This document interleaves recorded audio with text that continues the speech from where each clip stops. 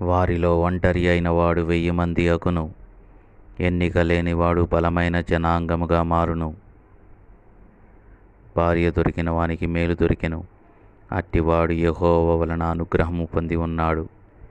గృహము, విత్తము పితరులు ఇచ్చు స్వాస్థ్యం, కానీ సుబుద్ధి గల భార్య యెహోవా ఇచ్చు దానము. దేవుడు ఏకాంగులను సంసారులుగా చేయును.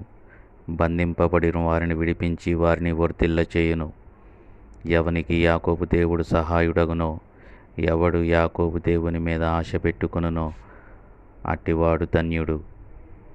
ఆయన నరుల ఒంటరితనమును పోగొట్టి పిల్లలు గలవానిగా, కుమారుల సంతోషము గల తండ్రిగా చేయును.